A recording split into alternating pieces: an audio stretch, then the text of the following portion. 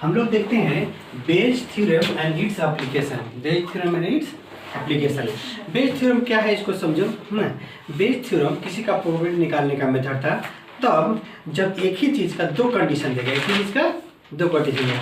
हम लोग पहले में क्या था, पहले में जो प्रोबेबिलिटी पढ़े थे वो कैसा था कि मान लो कि 4 रेड बॉल है, 3 ग्रीन बॉल है, 5 वाइट बॉल है, तो प्रोबेबिलिटी ऑफ रेड बॉल हम लोग फाइंड कर लेते थे। कैसे? 4 बाई टोटल नीचे लिखते थे कि नहीं।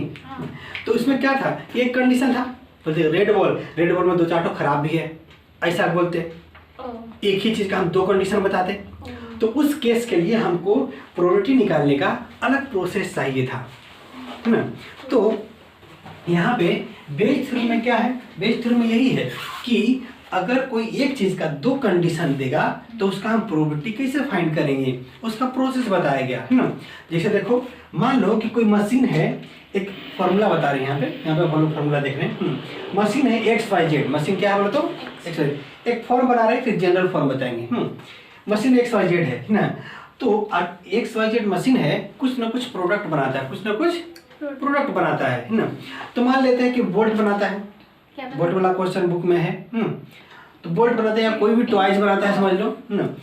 टॉयज जो बनाता है, मतलब नंबर ऑफ टॉयज जो बनाता है, बोलते हैं E1 E2 E3। Number of toys है E1 E2 E3, number of toy.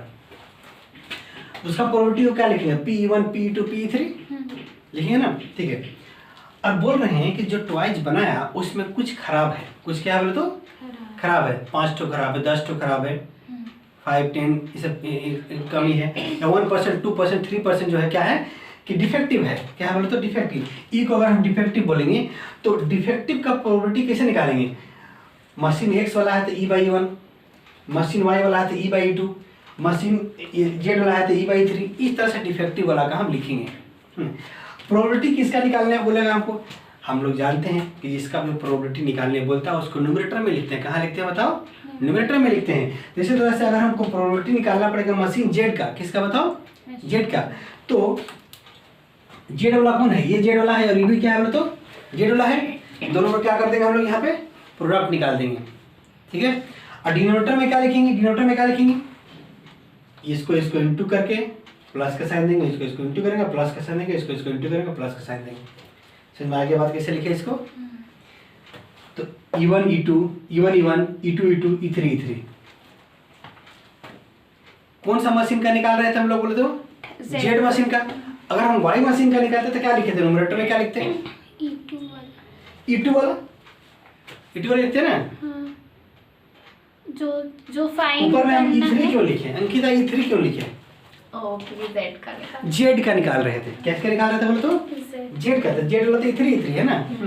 अगर हम मशीन X का निकालते तो ऊपर न्यूमरेटर में क्या लिखते, E1 वाला लिखते और नीचे में प्रोडक्ट करके प्लस करते हम लोग, है ना। तो ये तो सिंपल फॉर्म है। अगर जनरलाइज फॉर्म है वही लिखेंगे हम लोग, जिसका हम प्रोबेबिलिटी निकाल रहे हैं, जिसका हम क्या कर रहे हैं बोले तो प्रोबेबिलिटी निकाल रहे हैं, उसका प्रोडक्ट ऊपर में और नीचे में किसका प्रोडक्ट, सब का प्रोडक्ट सम के साथ सिग्मा लिखे हैं, सम के साथ के लिए P/E1 EI PEI बाई लिख दिए, बस में आ गया। ये जनरल फॉर्म हो गया, क्या बोले तो जनरल फॉर्म बेज थ्योरम का, ठीक है। यहाँ तक कोई दिक्कत बोलो, समझ में आया कि बेज थ्योरम क्या होगा, दो कंडीशन देगा और जिसका प्रोबेबिलिटी बचेगा दोनों कंडीशन को ऊपर मल्टीप्लाई कर ऊपर में लिखेंगे और डिनोमिनेटर में क्या लिखेंगे, सबका मल्टीप्लाई कर करके प्लस करके लिखेंगे।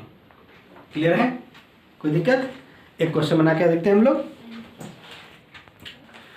बोर्ड पे देखो एक क्वेश्चन हम लिखे हुए हैं। एक फैक्ट्री है, ठीक से इस क्वेश्चन देखो, ठीक से इसको क्वेश्चन को देखो। एक फैक्ट्री है 3 machine X Y and Z producing 1000 2000 and 3000 bolts per day. एक फैक्ट्री में 3 मशीन लगा हुआ है X Y और Z, और उस मशीन है X मशीन 1000, Y मशीन 2000 और Z मशीन 3000 बोल्ट प्रोड्यूस करता है पर डे, ठीक है, respectively. The machine X produces 1% defective bolts.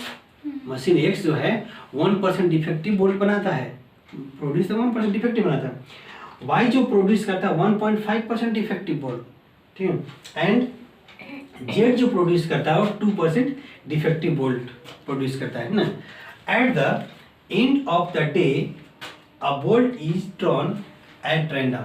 ठीक, प्रोबेबिलिटी का वही लेंगे कि एक रैंडम एक बोल्ट हम उठा रहे हैं, ठीक है। And it is found to be defective, defective होना चाहिए, ठीक है।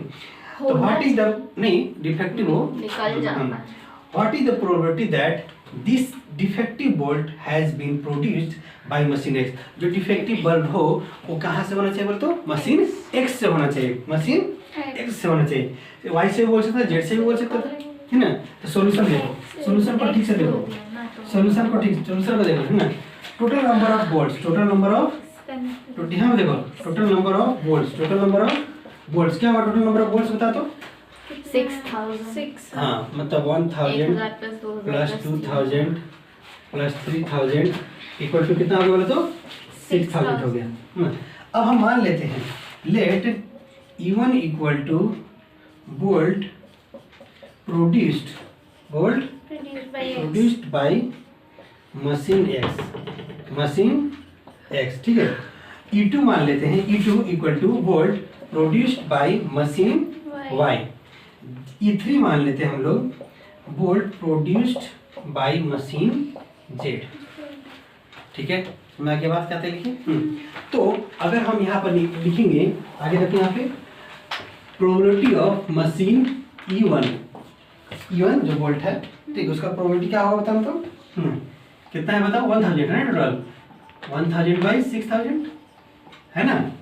E1 मतलब मशीन एक्स कितना वोल्ट प्रोड्यूस किया बताओ 1000 ना। 1000 का टोटल ये ना प्रोबेबिलिटी निकाला जाता है। प्रोबेबिलिटी किसे निकाला जाता है बताओ, जिसका प्रोबेबिलिटी निकालता है उसका नंबर ऊपर में डिनोमिनेटर में लिखेंगे टोटल, ठीक है। इक्वल टू क्या हो गया बोलो तो 1/6। E2 का क्या होगा बोलो तो 2000 बाई 6000। कैलकुलेशन इजी करने के लिए नीचे में 6 रहने दो, ठीक है। Probability of E3 equal to बताना ये सब हम लोग सोचते ही नहीं। 3000 बाई हम तो काट देते 6000, ठीक ना। तो 6000 हो गया ना, ये कट कर दे कितना होगा तो 3/6। कैलकुलेशन सिंपल करने के लिए हम लोग डिनोमिनेटर में 6 छोड़ दिए, ठीक ना। तो बाद में हमको एलसीएम लेना पड़ जाएगा हम लोग को, ठीक। हम लोग मान लेते हैं let E equal to bolt, E equal to E मान लेते हैं वोल्ट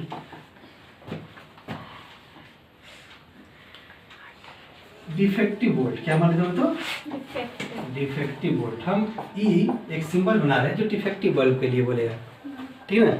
तो प्रोबेबिलिटी हम निकाल रहे हैं E बाई E1 मतलब मशीन X के थ्रू जो डिफेक्टिव बल्ब है मेरे पास उसको हम निकाल रहे हैं। क्या निकाल रहे हैं बोले तो मशीन X के थ्रू। तो मशीन X के थ्रू डिफेक्टिव बल्ब कितना है बताओ तो 1% है ना, तो 1/100 हो गया, है ना। अब डिफेक्टिव बल्ब बाई मशीन 2 क्या बोलो तो 1.5/100। इसका क्या बोलो तो E/3 कितना बोलो तो 2/100 ये ना है हम लोग के पास। कोई दिक्कत यहाँ तक बोलो, कोई दिक्कत बोलो यहाँ तक।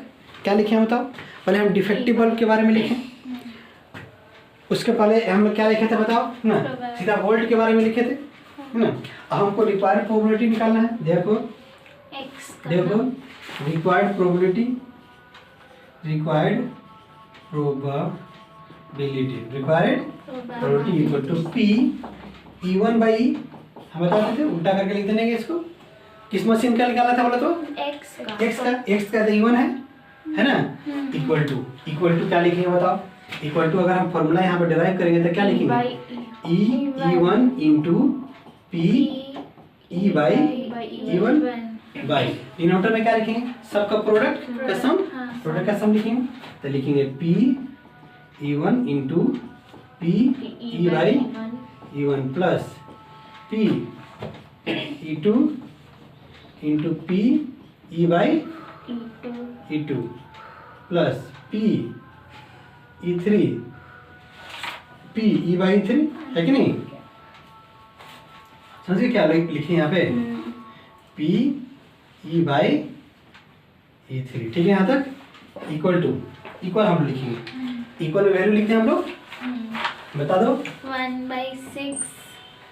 1/6 इंटू 1/100 है ना 1/100, ठीक है। ध्यान से देखना डिनोमिनेटर में क्या लिखेंगे, फिर सबका सम का प्रोडक्ट लिख देना हम लोग 1/100 प्लस बोलो 2/6 इंटू 1.5/100, ठीक ना, 3/6 3/6 2/100 2/100। ठीक है, यहाँ तक कोई दिक्कत? बिल्कुल दिक्कत नहीं है। अब इसको थोड़ा सा ऑब्जर्व करो, बढ़िया से अच्छे से ऑब्जर्व करो। ऑब्जर्व में क्या है ऑब्जर्व में ना, ठीक है, कि डिनोमिनेटर में सबका सेम है 600 है ना, 600, यहाँ भी 600, यहाँ भी 600, यहाँ भी 600, है कि नहीं? कट हो गया, सब कट गया। उसके बाद लिख के काटेंगे ना। हाँ अच्छा लिख के काटे। अच्छा ठीक है।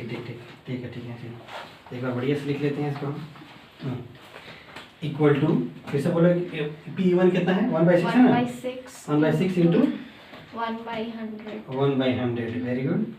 बाय बोलो 2/6 sorry 1/6 into 1/100 plus 2/6 into 2/6 into 1/5/100 plus 3/6 into 3/6 into 2/100 ना, जो वैल्यू दिया हुआ था हम पुट कर दिए। क्या करें बोलो तो, यहाँ E1 E2 E3 का वैल्यू था उसको पुट कर दिए, E1 E2 E3 और E1 E2 का वैल्यू हम सब पुट कर दिए। ठीक ना, देखो इक्वल टू के बाद हम क्या लिखते हैं, ऊपर वो इंटू तो 1/600 होगा, बाय नीचे क्या होगा देखो 1 तो 1/600 होगा, प्लस इसका बोलो तो 1/3 आ गया, 3 आ गया ना, हाँ 3/600 प्लस इसका बताओ 6/600 है कि नहीं? नीचे का एलसीएम मतलब होगा 1/600। ठीक ना, ठीक है, एलसीएम नीचे ले लेता 600 ना, ले लेना 600 एलसीएम, फिर क्या हो जाएगा बोलो तो 1 + 3 + 6, ठीक है, ये 600 कट जाएगा ताकि नीचे डिनोमिनेटर कट जाता है। इक्वल टू कितना आ गया 1/10 आंसर। बात समझ में क्या बोले? बहुत सिंपल था ना, चाहते थे यहीं पे डिनोमिनेटर हटा देते, पहले से टारगेट में रखे थे कि डिनोमिनेटर मेरा सेम आएगा, है ना। ऐसा हम कट पुट के अगर मान लो यहाँ कट कर दे 1/2 कर देते हैं, जैसे 1/2 कर देते कट करके यहाँ पे डिनोमिनेटर यहाँ सेम नहीं आता, फिर हमको कैलकुलेशन करके एलसीएम लेके काटना पड़ता ना हमको। बट अगर हम पहले से जान कर ऐसे टाइप का क्वेश्चन, एकदम ऐसी टाइप का क्वेश्चन आएगा एग्जाम में।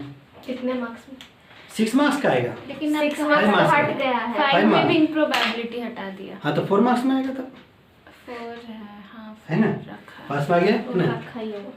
हाँ तो इस तरह से क्या है कि एक क्वेश्चन जब प्रोबेबिलिटी का बेस थ्योरम का क्वेश्चन का ये था एकदम एग्जैक्टली बेस थ्योरम का एप्लीकेशन। क्या था बोला था, बेस थ्योरम का एप्लीकेशन था। तो इस तरह से मेरा बन गया, ठीक है ना, ठीक है।